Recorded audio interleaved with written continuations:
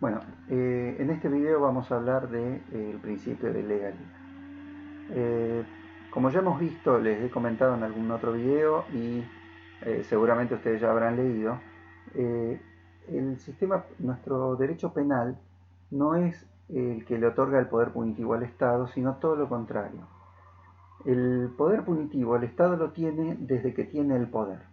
Quien tiene poder tiene poder punitivo.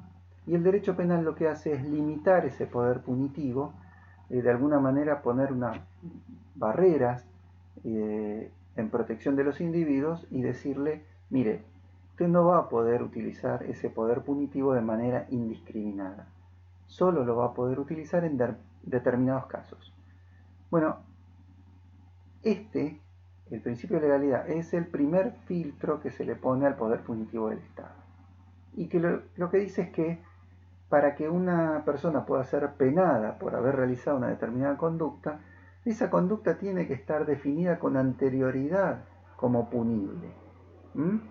Entonces, para que se pueda penar a una persona tiene que haber una ley anterior al hecho por el cual se lo quiere penar que establezca una pena para, para esa conducta. Eh, Podemos referirnos también a esta sanción de una conducta como punible, como una prohibición, pese a que el código en realidad no prohíbe. Lo que hace el código es describir, o las leyes penales, lo que hacen es describir conductas y asignarle una pena a quien la realice. Es un aviso, mire, señor, si usted va a matar a alguien va a tener esta pena. El que matare a otro tendrá una pena de... Es decir, eh, esto es entonces el primer filtro que se le pone al poder punitivo del Estado. Eh, Ahora, para que esta ley sea o cumpla con este principio de legalidad, tiene que tener entonces ciertas características. La primera es que sea previa. Esto surge de del mismo enunciado del principio de legalidad. Tiene que ser previa, anterior al hecho por el cual se quiere penar, condenar a un sujeto. Eh, Nosotros en la Constitución tenemos un sistema liberal y más en derecho penal. Eh, ¿Esto qué significa? Que nosotros tenemos la libertad de hacer lo que querramos siempre y cuando no esté previsto en una ley, penalmente hablando. Acá dejo de lado todo lo que pueden ser consecuencias civiles por el obrar de una persona. Pero penalmente hablando, uno es libre de hacer todo lo que quiera siempre y cuando no esté previsto en una ley. En principio vamos a ver que después, por más que esté en una ley, tampoco nos podrían prohibir hacerlo, pero eso lo vamos a ver más adelante. En principio si no está en una ley, está permitido. Por eso es que todo lo que no está prohibido está permitido. Entonces, si un sujeto realiza una conducta que no está prohibida, quiere decir que está permitida. Si una semana más tarde o un mes más tarde esa conducta se la tipifica como punible, se la describe en una ley como punible, no se puede aplicar para atrás. ¿Por qué? Porque en el momento en que se realizó la conducta, esa conducta no era punible, estaba permitida.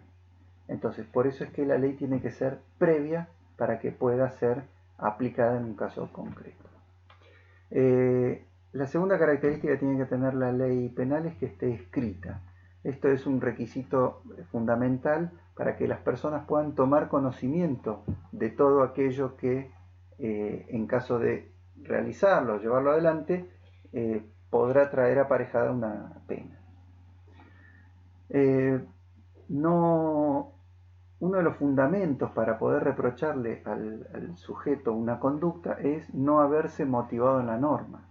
Ahora bien, si no puede conocer la norma porque esa norma no está escrita, pues entonces no le vamos a poder reprochar nunca esa conducta. Por eso es que la ley penal tiene que estar escrita. El otro carácter es que sea formal. Formal significa que tiene que emanar de un órgano competente. En nuestro caso, en la Argentina, las provincias le cedieron la competencia en leyes, en cuestiones de legislación de fondo, a la nación. Esto está en el artículo 75, inciso 12 de la Constitución. Entonces, quien es competente para sancionar normas de fondo es la nación. Quiere decir que el único entonces que puede sancionar normas o tipos penales, el único que puede describir conductas y asignarles una pena a quien la realice, es el Congreso de la Nación. No cualquier norma, o sea, no todas las normas penales tienen que emanar del Congreso de la Nación, solo las de fondo, que son las que tipifican las conductas o establecen algunas modalidades de cómo se aplica o cuestiones generales a aplicar en todo el código que está en el Código Penal. Los congresos de las provincias sí pueden sancionar normas de forma que son los códigos procesales, y en cualquier materia, ¿no? Solamente en penal, sino en cualquier otra materia del derecho. Así que bueno, pero normas de fondo solamente el Congreso de la Nación. Por eso es que el único que puede definir conductas como punibles es el Congreso de la Nación, no las provincias. La cuarta característica es la mayoría de los autores, todos, la nombran como que tiene que ser estricta. Sin embargo, la verdad, a mi entender, si una norma le exigimos que sea estricta, yo creo que lo que le estamos exigiendo es que sea algo parejo, igual para todos, que no admita excepciones, y no es realmente lo que después todos los autores describen dentro de esta característica. De hecho, Silvestroni lo nombra de esta forma, pero después inmediatamente cuando explica de qué se trata, en realidad dice que tiene que ser precisa la ley, más que estricta. Entonces, yo creo que el verdadero carácter que debe tener la ley penal es que sea precisa. ¿Esto qué significa? Que debe definir con precisión la conducta punible. O sea, no puede dejar una conducta abierta a varias interpretaciones o interpretaciones difusas, o utilizar términos ambiguos. Fíjense, por ejemplo, cómo en la Alemania nazi se sancionó en julio del 35 un artículo en el código, que se le incluyó en el Código Penal, que decía: es castigado quien comete una acción que la ley declara punible o que merezca pena, según el concepto fundamental de una ley penal y según el sano sentimiento del pueblo. Fíjense, ¿qué significa sano sentimiento del pueblo? Y ahí es donde entramos en estas imprecisiones. No es precisa, no dice qué es lo que se está penando. Se está penando lo que vaya en contra del sentimiento del pueblo. Eso deja la puerta abierta a la arbitrariedad, que es precisamente lo que se quiere evitar con este principio de legalidad. Entonces, esa ley no cumple con el principio de legalidad. Bueno, dentro de lo que los autores explican como que la ley penal tiene que ser estricta, yo incluiría como un carácter aparte que debe ser clara. ¿Qué significa esto? Que tiene que estar escrita en un lenguaje común, un lenguaje básico que pueda ser entendido por toda la sociedad. Si se utilizan términos complicados o en un lenguaje demasiado elevado, no cumple con la finalidad que es avisarle de antemano, poner en sobreaviso a las personas que si realizan esa conducta van a tener o van a ser pasibles de una pena. Entonces, tiene que estar escrito en un lenguaje que lo puedan entender todos. Y un carácter más que pocos autores lo mencionan, creo que Righi sí lo plantea como un carácter necesario de la ley penal, es que tiene que tener especificada claramente la pena que le va a corresponder a el que realice esa conducta. Esto es básico, no solamente le tenemos que decir a las personas, mire, el que realice esta conducta va a tener una pena. Le tenemos que decir cuál va a ser esa pena de antemano, porque si no también lo dejamos abierto a la arbitrariedad. Se lo puede condenar a una pena de multa o a 30 años de prisión.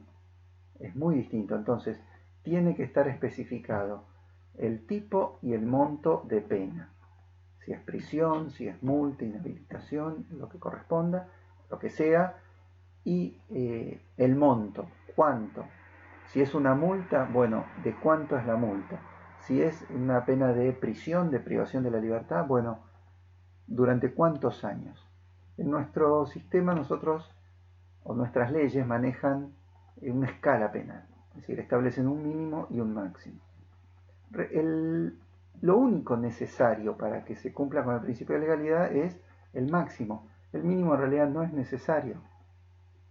Se le puede decir a una persona que por cometer un homicidio va a recibir una pena de hasta 25 años, o se le puede decir de 8 a 25 años, y no cambian nada. Es decir, bueno, esto lo plantea Zaffaroni, que en realidad el mínimo que obliga a los jueces a poner, a no bajar de ese mínimo, la verdad que es inconstitucional. Bueno, es un tema largo, léanlo, en Zaffaroni lo explica muy bien. Bien, ahora, de este principio de legalidad se derivan otros principios, algunos lo llaman prohibiciones, bueno, es lo mismo, que tienen mucho que ver con estos caracteres de la ley penal que acabamos de ver. El primer principio que se deriva de esto entonces es el de la irretroactividad de la ley penal. Esto es, claramente viene del carácter que tiene que ser previa. Si la ley tiene que ser previa, la ley que es posterior no se puede aplicar. O dicho de otra forma, la ley que es posterior no se puede aplicar retroactivamente. Y eso es lo que dice este principio, que no se puede aplicar retroactivamente una ley penal. Sin embargo, esto tiene una excepción y es cuando es más beneficioso para el imputado. El imputado o aún el que está cumpliendo una pena ya que ha quedado firme. Esto está en el artículo 2 del Código Penal. Y bueno, claramente la ley que le tiene que aplicar el juez es, como dice el artículo 2 del Código Penal, es la ley más benigna. Esta no importa que haya sido sancionada después. Incluso si fue sancionada después y derogada, bueno, apareció una ley que le mejoró la situación, con lo cual esa es aplicable.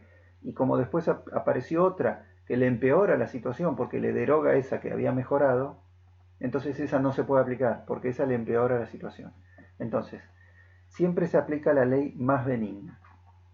Por eso es que es una excepción a este principio de la irretroactividad de la ley penal.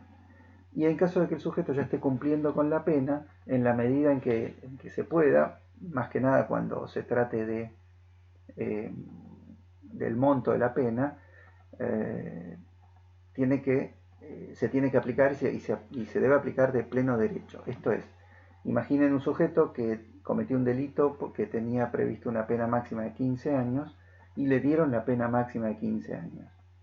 Si mientras está cumpliendo la condena ese tipo penal se modifica y le bajan la escala penal a un máximo de 10, bueno, y este sujeto ya tiene cumplido los 10 años, pues entonces se le tiene que dar por cumplida la pena, porque a él le habían asignado la máxima y ahora cumplió la máxima que está prevista en el código.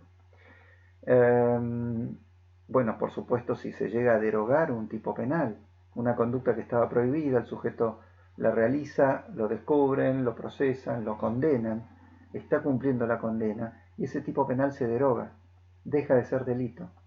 Entonces, ese sujeto no puede seguir en prisión, se le tiene que aplicar retroactivamente esa ley que derogó el tipo penal. Imaginen la injusticia de gente en libertad realizando la misma conducta que realizó este sujeto, por la cual este sujeto está cumpliendo una pena. Bueno, este es el primer principio. El segundo es el de la prohibición de la analogía. Bueno, la analogía es algo que se utiliza mucho, obviamente, bueno, usted sabe, en el common law es fundamental, se basa casi todo en la analogía. Y en nuestro caso,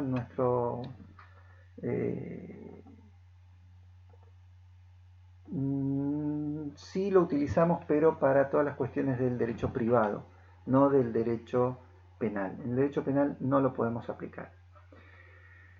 Bueno, ustedes saben, para saber si dos situaciones son análogas no es cuestión de contar similitudes y diferencias, sino de pesarlas. Es decir, no es importante cuántas diferencias, cuántas similitudes hay, sino qué tan importante es para el caso concreto cada una de esas similitudes y las diferencias. Puede haber enormes diferencias, pero hay dos o tres cuestiones que son enormemente similares. Y esas son las que pesan, porque además esas son las importantes en el caso. Entonces, por más que tenga un montón de diferencias, vamos a estar hablando de dos situaciones análogas. Ahora, en derecho penal todo esto no lo podemos aplicar. ¿Por qué? Porque si nosotros le vamos a pedir al legislador que la ley penal sea precisa, ¿es para qué? Para que le dé de alguna manera certeza a los sujetos que leen esa ley y sepan qué es lo que está permitido y qué es lo que está prohibido. Si no, el sujeto no tendría esa certeza, nunca tendría la seguridad de qué es lo que se puede y qué es lo que no se puede hacer. Por eso es que la analogía en derecho penal no está permitido. Por otro lado, la analogía en el derecho civil sirve para cubrir lagunas. ¿Esto qué significa? En el derecho privado, el juez está obligado a resolver el conflicto. Ustedes saben, el derecho privado es cuando dos sujetos concurren a un juez, es para que les resuelva un conflicto. Entonces, el juez tiene que resolver ese conflicto entre dos particulares. Para lo cual tiene que aplicar la ley. Si no hay una ley que prevea esa situación, tiene que aplicar la jurisprudencia, es decir, qué han dicho jueces antes que él en casos similares. Y si no hay, bueno, tendrá que recurrir a la analogía. Hay una situación parecida, entonces, bueno, sí. Tiene que de alguna manera resolver esa cuestión. En derecho penal esto no es así. El juez, si bien tiene que emitir un fallo, pero no necesariamente tiene que ser condenatorio.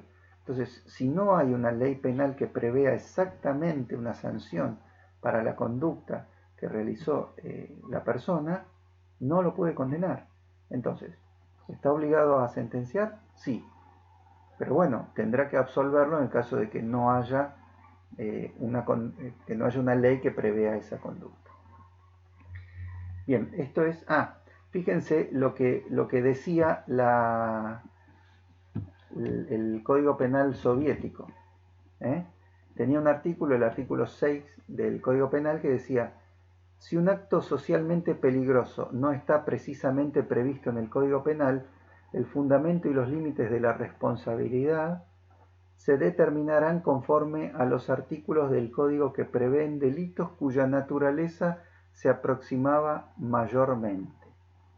O sea, de alguna manera, en la vieja Unión Soviética, la gente no sabía qué es lo que se podía o lo que no se podía hacer, porque si de pronto realizaba una conducta que no estaba prohibida, pero a entender del juez había otra que sí estaba prevista y parecida, entonces igualmente lo podían castigar.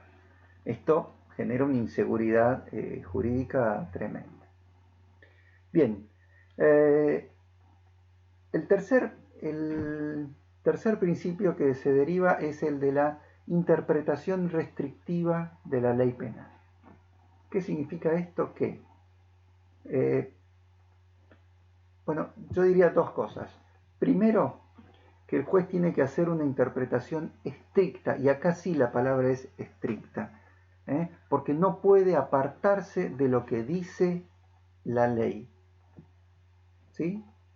Si la ley dice, supongamos que en un caso, hay un artículo del Código Penal, el 193, que siempre damos de ejemplo, que dice que tendrá una pena, creo que de 6 meses a 1 año, o a 2 años, una cosa así, al que arrojare cuerpos contundentes contra un tren o tranvía en marcha. Bien, fíjense, la interpretación estricta. ¿Qué pasa si un día un sujeto arroja una piedra contra un colectivo? Bueno, uno podría decir, está bien, cuando se hizo este artículo, el transporte público de pasajeros eran trenes y tranvías, no existían los colectivos. Y hoy sí, entonces tenemos que entender que si se quiere proteger al transporte público, hoy debería incluirse también a los colectivos, a los trenes, a los taxis. Bueno, esto no es así. Si el artículo dice trenes o tranvías, son trenes o tranvías. Y el juez tiene que aplicarlo de manera estricta. No se puede apartar de lo que dice el tipo penal. Si dice tren, es tren. Tranvía, tranvía. No es ni colectivo, ni trolebús, ni taxi, nada. Bien, eso es por un lado esto de la interpretación restrictiva. Y también significa que cuando el tipo penal no es tan preciso y lo deja abierto a varias interpretaciones o una interpretación amplia, el juez tiene que adoptar la interpretación que abarque la menor cantidad de conductas posibles. ¿Tá? Esto es contrario a lo que sería una interpretación amplia que abarcara un montón de conductas. No, tiene que abarcar la menor cantidad de conductas posibles. En este mismo artículo que les comentaba recién, decía arrojar cuerpos contundentes contra un tren o tranvía en marcha. Ahora bien, ¿qué quiere decir en marcha? Y acá es donde la precisión empieza a ser no tan precisa. ¿Qué significa en marcha? Este es un ejercicio que cuando estamos en clase lo hacemos y preguntamos, ¿a qué entienden ustedes? La respuesta que suelen haber: en marcha significa que esté en movimiento, en marcha significa que haya salido de una cabecera y se esté dirigiendo a otra cabecera transportando pasajeros, o sea, en servicio, con lo cual incluiría los tramos en que se mueve de una estación a otra, pero también el momento en que está detenido en una estación, bajando y subiendo pasajeros. Que esté en marcha puede ser, por ejemplo, los eléctricos es más complicado que el motor esté en marcha o no, pero vamos a suponer que es un tren con locomotora. Entonces, una locomotora diésel que antes de salir, obviamente, tiene que subir el maquinista y poner en marcha ese motor. Lo pone en marcha el motor. Es a partir de ahí también, si alguien le arroja cuerpos contundentes, significa que entra dentro de este tipo penal. Bueno, y acá ven como una simple palabra, marcha, en marcha, ¿qué significa? Y podemos entender todas estas cosas.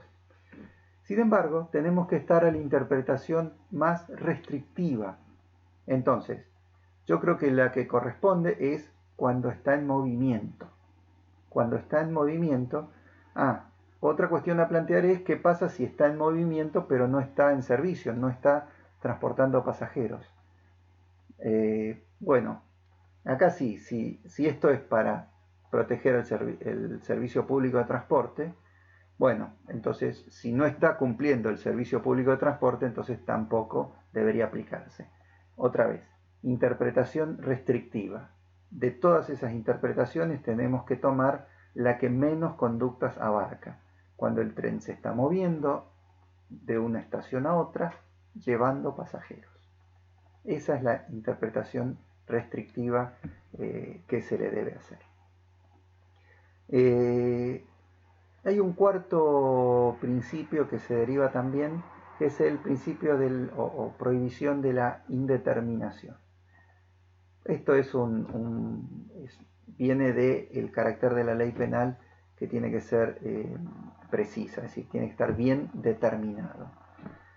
Y de alguna manera lo que no estaría permitiendo es que existan lo que se llaman tipos penales en blanco y tipos penales abiertos.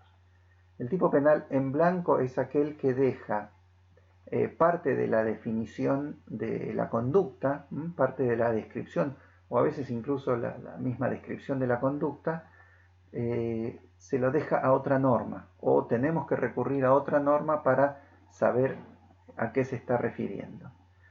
El ejemplo clásico de esto es la ley de estupefacientes, que en todo momento habla respecto de todo lo que está penado hacerse con los estupefacientes.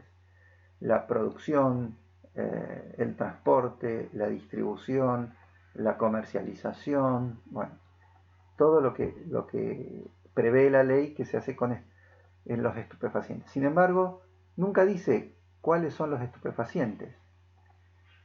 El que define qué es un estupefaciente es el Poder Ejecutivo a través de un decreto que periódicamente va sacando. Es cierto que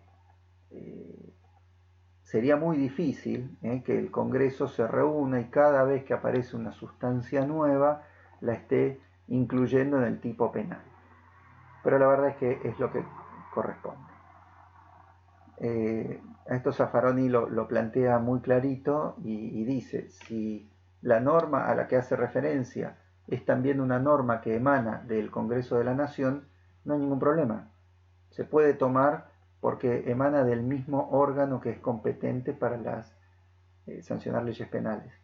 Ahora, si no es del mismo órgano, ¿sí?, de un órgano competente, entonces es inconstitucional. Y respecto de los tipos penales abiertos, son aquellos que, si bien no ha dejado todo para que lo defina otra norma, para terminar de cerrarlo tenemos que recurrir a otra norma. Y el ejemplo de estos son los tipos culposos. ¿Y por qué? Porque el legislador, cada vez que quiere tipificar una conducta culposa, lo hace refiriéndose a el que por imprudencia, negligencia, impericia, incumplimiento de los reglamentos y deberes a su cargo. ¿Qué significa? Que para saber, supongamos en un accidente de tránsito, para saber si el sujeto que aparece como el responsable ha realizado una conducta imprudente o negligente, tenemos que recurrir a la ley de tránsito, que es la que nos va a decir qué es lo que debió haber hecho. Y en base a eso saber si su actuar fue entonces imprudente o negligente. O por ejemplo, si tiene que ver con una cuestión de impericia, bueno, habrá que recurrir a una ley, y si no hay una ley que regule esa actividad, bueno, ahí tendremos que ir a las normas ahí sí, a lo que se acostumbra como más seguro, bueno, o habrá que verlo en el momento concreto. La verdad es que las leyes penales no deberían no deberían ser indeterminadas. Bueno, esto es todo principio de legalidad. Recuerden, esto no pretende reemplazar la clase. Esto es una guía. En los distintos autores que le hemos dado no van a encontrar en ninguno el tema de esta forma. Muy parecido sí, en todos los casos. En todos más o menos plantean los caracteres de la ley penal, en qué consiste. Algunos cuentan un poco la historia de cómo surge, los principios que se derivan, pero bueno, el objetivo de esto es que sea más vale una especie de guía, para que sepan más o menos por dónde o cómo vemos nosotros este tema, pero lo tienen que profundizar y lo tienen que estudiar bien de alguno de los autores que les hemos dado. Cualquier consulta la realizan a través del aula virtual y bueno, y eso es todo.